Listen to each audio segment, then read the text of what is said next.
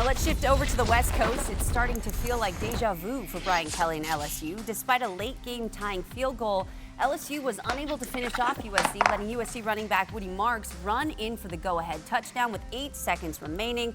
And this is the first matchup between the two teams in 40 years. Here's LSU coach Brian Kelly showing frustration at another season opener loss. We're sitting here again. We're sitting here again talking about the same things. About not finishing when you have an opponent in a position to put them away. But what we're doing on the sideline is feeling like the game's over.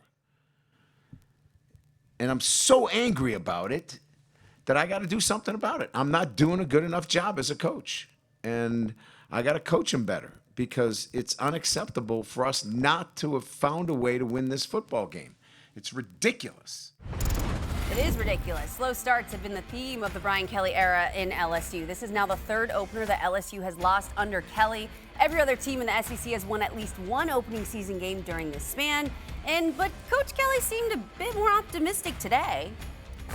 We're going to be a better football team because of what happened. It would have been better if we won the game. Our margin now is a razor-thin margin when you lose a football game like this. But you know, we're developing a football team, and this was important. I understand that, but we're going to be better as a football team going into week 2. So many emotions going on. What a roller coaster. All right, Des, what went wrong for LSU?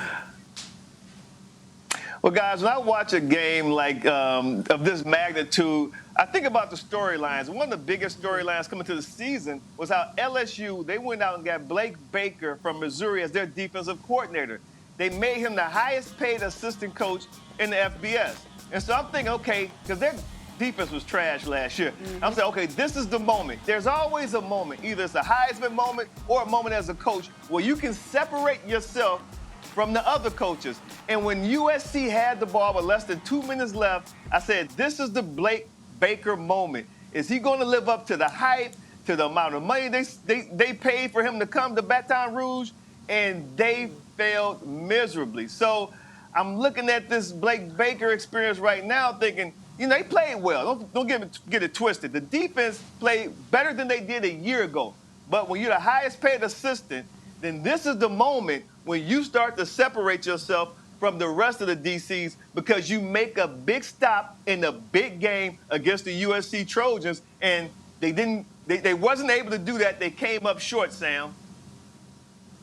Well, Des, you're right. This is the moment for the DC to separate, except for the DC that separated was a different DC on a different team. Yeah. I think D'Anton Lynn, USC's new defensive coordinator, separated himself versus this LSU offense. LSU offense is full of talent, but so is D'Anton Lynn. D'Anton Lynn turned a defense that what we would call for the last several years Swiss cheese into what Desmond and I would call government cheese, a full block of cheese that ain't nothing going through.